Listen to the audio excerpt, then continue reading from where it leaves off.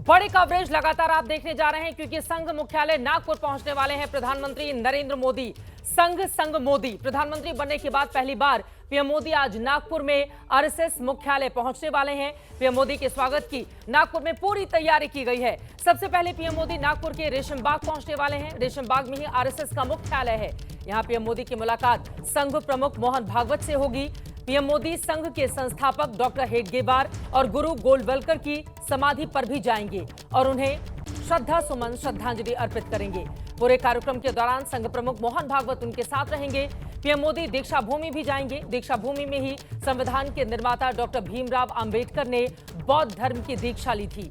इसके बाद प्रधानमंत्री वासुदेव नगर जाएंगे, जहां पर आंखों का बड़ा अस्पताल माधव नेत्रालय बनाया जा रहा है। पीएम नई बिल्डिंग के लिए भूमि पूजन करेंगे और यहीं पर प्रधानमंत्री नरेंद्र मोदी का बड़ा संबोधन भी होना है। थोड़ी देर के बाद नागपुर पहुंचने वाले हैं प्रधानमंत्री नरेंद्र मोदी। पीएम बनने के बाद उनका ये पहला दौरा और यहां पर अलग अलग तस्वीरें हम आपको दिखा रहे हैं। आप देख पा रहे हैं आरएसएस संस्थापकों को श्रद्धांजलि देने के लिए पहुंच रहे हैं, चाहे वो गुरु गोलवलकर हो, डॉक्टर हेडगेवार हो। माधव नेत्रालय में शिलान्यास का लंबा चौड़ा उनका कार्यक्रम है। सबसे ज्यादा महत्वपूर्ण यह है कि पीएम पद की शपथ लेने के बाद 2014 में पहली बार यानी कि 11 सालों के बाद वो संघ मुख्यालय जा रहे हैं। इसी वजह से सभी की निगाहें, क्योंकि अपने शताब्दी वर्ष मना रहा है आरएसएस। 100 साल पूरे होने वाले हैं उसके, और उसके ठीक पहले कई बड़े बड़े कार्यक्रम भी उसकी ओर से अलग अलग जगहों पर आयोजित किए जा रहे हैं। फिलहाल ये तस्वीरें इस वक्त आपके सामने है। माधव नेत्रालय आई इंस्टीट्यूट का नया विस्तार भवन है, जहां पर प्रधानमंत्री नरेंद्र मोदी पहुंचने वाले हैं। उनके कई अलग अलग कार्यक्रम हैं। स्मृति मंदिर भी जाएंगे। आरएसएस के संस्थापक डॉक्टर हेडगेवार का स्मारक है। पीतल धातु से बनी हुई है डॉक्टर हेडगेवार की मूर्ति। और आपको बताते चले कि 5 अप्रैल 1962 को स्मारक का उद्घाटन हुआ था। लेकिन नरेंद्र मोदी शपथ लेने के बाद पीएम की पहली बार जा रहे हैं, क्योंकि इसके पहले बतौर मुख्यमंत्री तो वो जा चुके हैं। लेकिन आज जब पीएम नागपुर से अपना संबोधन रखेंगे सामने, तो फिर उनकी ओर से क्या बातें रखी जाती हैं देश के सामने, आरएसएस के लोगों के सामने, यह देखना महत्वपूर्ण रहेगा। और इस वक्त हमारे साथ कई खास मेहमान स्टूडियो में जुड़ चुके हैं। वरिष्ठ पत्रकार विजय त्रिवेदी जी हमारे साथ मौजूद हैं। राकेश शुक्ला जी भी हमारे साथ जुड़ चुके हैं। दिल्ली से जुड़ रहे हैं संघ विचारक राकेश सिन्हा जी। सभी का बहुत बहुत स्वागत है। मुझे लगता है सबसे पहले राकेश सिन्हा जी आपसे ही शुरुआत करते हुए, बतौर प्रधानमंत्री पहली बार जा रहे हैं नरेंद्र मोदी आरएसएस के दफ्तर, जो बड़ी बातें आपकी निगाह से देखने वाली हैं, क्योंकि सभी देशवासियों की नजर इस बात पर टिकी हुई है, वहां पर जाएंगे, क्या क्या करेंगे, आरएसएस चीफ के साथ किस तरह की बॉडी लैंग्वेज रहती है और क्या संबोधन के दौरान बोलते हैं नरेंद्र मोदी। राकेश जी। देखिए, संघ का ये 100वां साल है और देश के इतिहास के लिए महत्वपूर्ण इसलिए है कि एक संगठन जो 1925 में बना था, जिस कार्य के लिए बना था, जिस उद्देश्य से बना था, जिस रास्ते पर बना था, उस पर अखंडित रूप से चल रहा है। दुनिया के इतिहास में एक पहला संगठन है जो बिना किसी विभाजन का, बिना किसी विद्रोह का, बिना किसी उद्देश्य से भटके 100 साल से एक रास्ते पर चल रहा है। प्रधानमंत्री नरेंद्र मोदी जी ने पिछले दिनों साक्षात्कार में साफ तौर पर बताया था कि राष्ट्रीय स्वयंसेवक संघ उनके व्यक्तित्व के निर्माण के लिए बहुत हद तक सहायक है और उसके कारण से आज वे इस जगह पर हैं। इसका 2 तात्पर्य है कि पिछले 1948 से महात्मा गांधी की हत्या के बाद से राज्य ने, भारतीय राज्य ने, नेहरूवादी राज्य ने संघ को एक अवैधानिक रूप से प्रस्तुत किया था।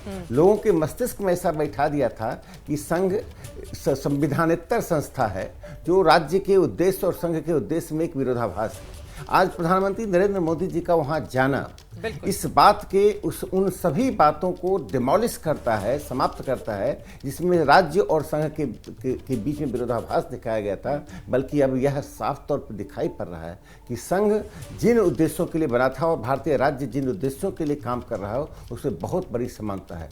दूसरा जो सबसे महत्वपूर्ण पक्ष होगा प्रधानमंत्री जी का जाना, कि जो एक नैरेटिव क्रिएट किया गया था कि संघ और भारत की सरकार में, यानी प्रधानमंत्री नरेंद्र मोदी और संघ के बीच में एक कहीं विवाद और टकराव है।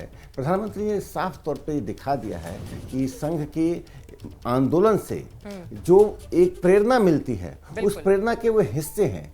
देखिए, डॉक्टर हेडगेवार, और एक बार मैं अंत में बता दूं, डॉक्टर हेडगेवार संघ के संस्थापक के नाते उन्होंने कि हिंदू सभ्यता को एक नए स्वरूप देने की का प्रयास किया था। उसी प्रयास पर संघ चल रहा है।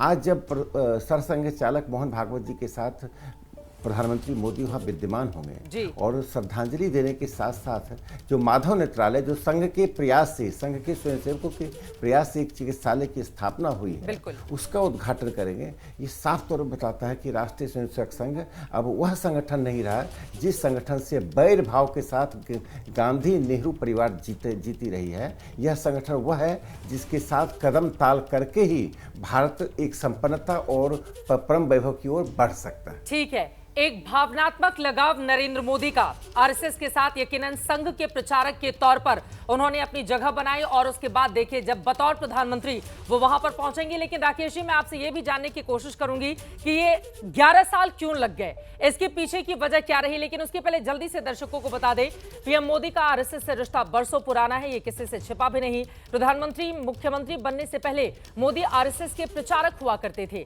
देश के अलग अलग इलाकों में बतौर प्रचारक वो घुमा करते थे। आरएसएस के ड्रेस में उनकी कई तस्वीरें भी आप देख चुके होंगे। लेकिन आरएसएस से उनका रिश्ता कैसे जुड़ा, ये अपने आप में एक दिलचस्प किस्सा है। पीएम मोदी ने अभी 2 हफ्ते पहले ही अमेरिकी पॉडकास्ट में अपने और आरएसएस के बीच के रिश्तों को लेकर जानकारी साझा की थी। उस पॉडकास्ट का एक हिस्सा आपको सुनवाते हैं। वैसे ही मेरे यहाँ राष्ट्रीय स्वयंसेवक संघ की शाखा चलती थी। शाखा में तो खेलकूद होता, लेकिन देशभक्ति के गीत होते थे। तो मन को जरा बड़ा मजा आता था, एक मन को छूता था, अच्छा लगता था।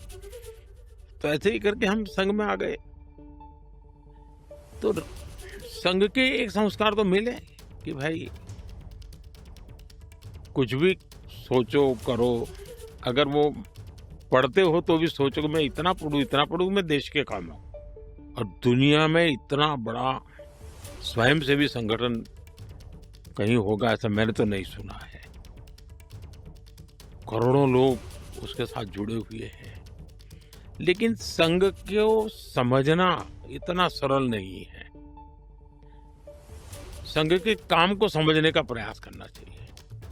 और संघ स्वयं तो एक पर्पज ऑफ लाइफ जिसको कहे, इसके विषय में आपको एक अच्छी दिशा देता है। दूसरा, देश ही सब कुछ है और जन सेवा ही प्रभु सेवा है। ये जो हमारे वेद काल से जो कहा गया है, जो हमारे ऋषियों ने कहा, जो विवेकानंद ने कहा, वही बातें संघ के लोग करते हैं। वो 1 घंटा शाखा है, वो स्वयं नहीं, यूनिफॉर्म पहनना वो स्वयं संघ नहीं है। तुमने समाज के लिए कुछ करना चाहिए। करीब 1.25 लाख सेवा प्रकल्प चलाते हैं वो, और किसी सरकार की मदद के बिना, जो समाज की मदद से लेबर मूवमेंट जो लगे हैं, उनका नारा क्या होता है? Workers of the world unite. दुनिया के मजदूरों एक हो जाओ, फिर देख लेंगे, ये भाव होता है। ये मजदूर संघ वाले क्या कहते हैं, जो आरएसएस की शाखा से निकले हुए स्वयंसेवक मजदूर संघ चलाते हैं, वो कहते हैं वर्कर्स यूनाइट द वर्ल्ड। वो कहते हैं workers of the world unite, ये कहते हैं वर्कर्स यूनाइट द वर्ल्ड। ये कितना बड़ा वाक्य 2 शब्दों में इधर उधर है, लेकिन कितना बड़ा वैचारिक बदलाव है। तो मेरा ये सौभाग्य रहा कि ऐसे पवित्र संगठन से मुझे संस्कार मिले जीवन के।